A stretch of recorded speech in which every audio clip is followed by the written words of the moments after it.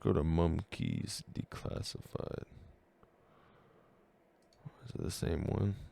In a world full of affordable healthcare, insane livable wages, and economies where 1% of citizens don't own 40% of the wealth, Mumkey Jones, that's me, and my two best friends try to do the impossible. Create a guide to help you survive capitalism. Coming up, looking out, I'll survive, no doubt. Never fear, bring it on, break it down, what's in my way?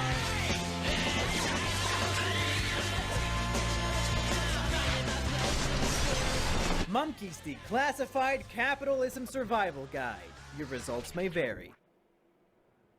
Capitalism is the lie that rich people tell poor people to keep them docile. This lie rests on the foundation of the popular fallacy, anyone can be rich if they work hard enough. When they say anyone, what they really mean is the vast minority of people, as 65% of Americans born into poverty will die in poverty, and only 8% of them will end up making six figures. So chances are, if you're born into poverty, then no matter how hard you work, you're gonna die there. But don't worry though, that's why I'm here, to teach you the tips and tricks that will help you survive capitalism.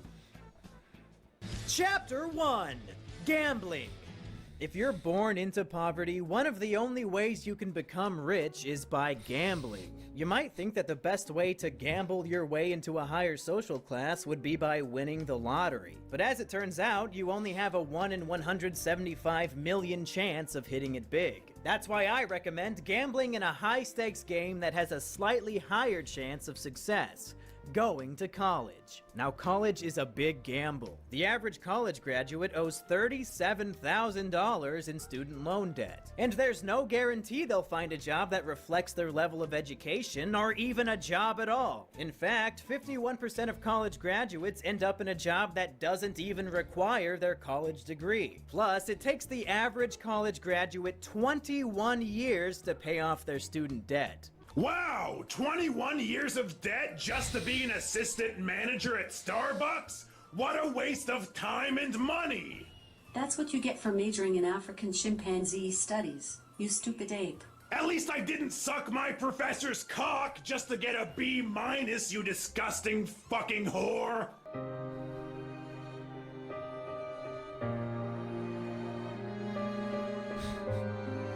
If you graduate from college but can't find a job to help you pay off your tremendous debt, then there's one quick and easy way to get out of it. Kill yourself. Those debt collectors can come knocking on your casket all they want, but why should you care? That's your family's problem now. And now you're probably thinking, wow, all of that debt sure does sound risky. Maybe I'm better off not going to college. Well, think again, retard! If you don't go to college, then you're pretty much fucked for life.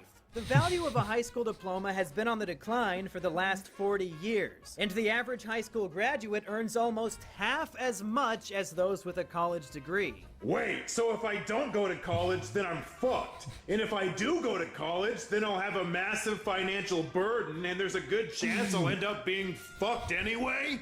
That's right, Jumpkey. Wow, that's, Well, I want to fuck Jane Goodall, I guess. Chapter 2. How to stay alive without a livable wage. So yeah, if you're born into poverty, then chances are you're gonna stay there. Luckily, I've got a bunch of tips and tricks to make a livable budget out of an unlivable income. Let's do a little bit of Mumkey math.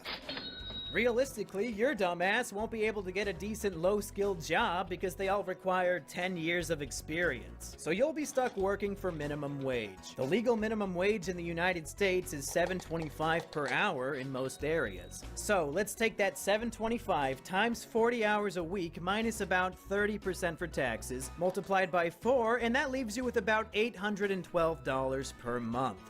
If you're lucky, you'll find an apartment to rent for around $500 per month, depending on where you live. Then you've got to pay for your car loan, gasoline, insurance. It's crazy you say that because I literally looked in the corner and I see, why don't these kids just work harder? That shit's crazy, bro. Insurance, utilities, student loan, and Mumkey Jones's Patreon.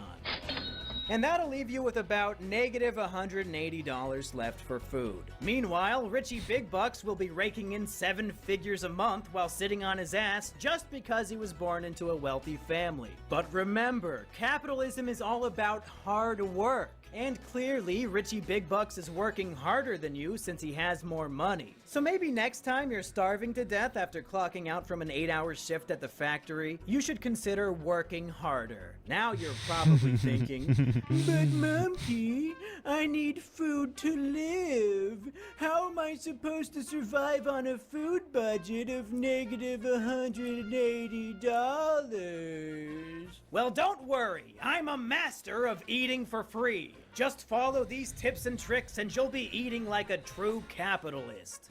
The dark secret that the restaurant industry doesn't want you to know is that they've got a lot of free shit in there. Just past the counter where you're supposed to order food, they've got all sorts of free condiments, seasonings, napkins, you name it. So to eat for free, you've just got to go to as many fast food restaurants as possible and take handfuls of the free shit. It's perfectly legal.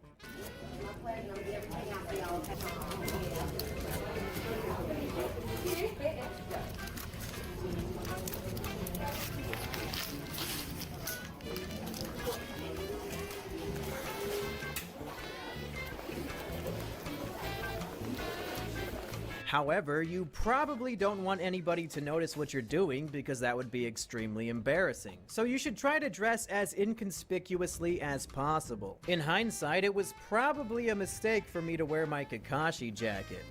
Mustard, mayonnaise, Yep, that's right. You watch?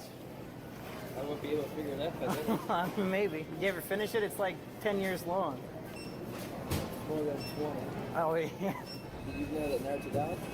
Naruto died? No, I did know that. And But Naruto, it shows that Naruto is dead. well, And Naruto's son, who surpasses Naruto, he was drawing a look, and he was like looking up, and she was looking at him, and she was like modeling and all that.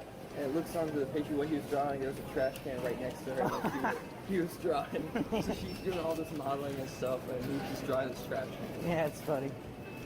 Well, yeah, I'll talk to you later. See you. Have a good one. Here's another tip. In case you're worried that you might not like something, feel free to ask the restaurant employees what they think about it. Excuse me, have you had the scorpion pepper? No, I haven't, but supposedly that's the one that's the hottest out of. Yeah. Is it hot? Trying to see like what it has in it. I just wondered, well... Yeah, bro, I hate when I'm talking to someone and they just like, it's just such a normal situation and they just bring it into like a whole like hour-long conversation. It's like, holy shit. Like, you might as well just go home and talk to yourself. Like, I'm not even going to give you the opportunity of the day. Go home, look at a wall, and talk to that. That thing will listen. Because I don't know if I can handle it. I was going to see if it was really that spicy. Just try a little bit? Okay. I washed one of the containers. Oh, yeah. That's pretty spicy. That's pretty good. Thank you. Once you've collected enough free ingredients, head on back home because it's time to get cooking. Hello, everybody, and welcome to Mumkey Jones' Capitalist Kitchen. Today, we're going to make a special capitalist meal out of all the free ingredients that we got from local fast food restaurants. We've got a wide assortment of ketchups, mustard, Bojangles sweetener, strawberry jam from, where did I get that from? Chick-fil-A! They have strawberry jam at Chick-fil-A. Real mayonnaise from a variety of places, hot sauces. Got some Five Guys nuts. I got Five Guys nuts in a bag. 11. Some super spicy sauce according to the 2 Mexicans at that place. And whatever this green shit is. We're gonna pour it all into this pan. Gonna make up a capitalist stew. A delicious capitalist capitalist stew. It's gonna be great. Oh my gosh. Please, no.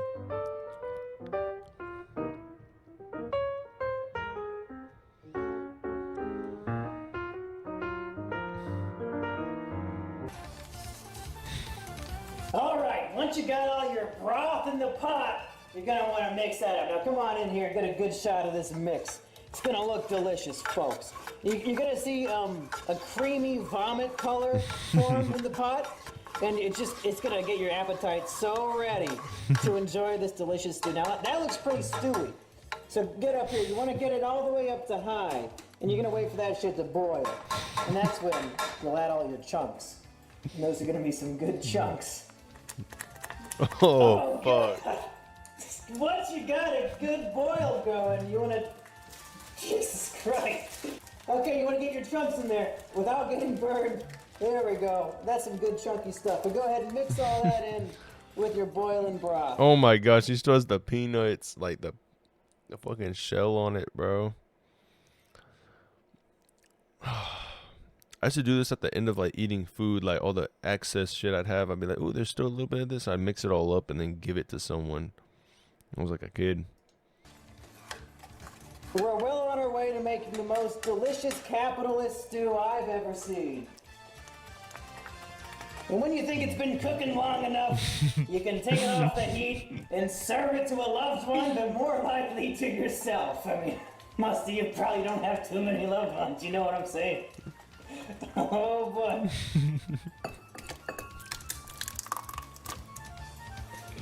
Bon appetit! I can't wait to eat!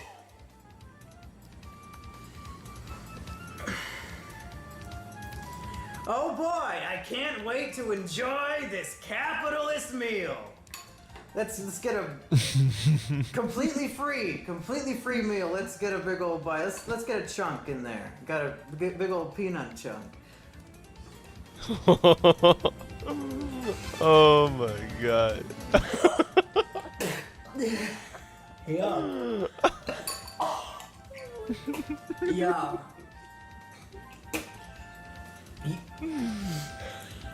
You get what you pay for when it comes to the capitalist stew. Chapter 3. Bitch and moan to make yourself feel better. Wow, Mumkey, capitalism sure does sound unfair for those born into poverty. Can anything be done to fix it?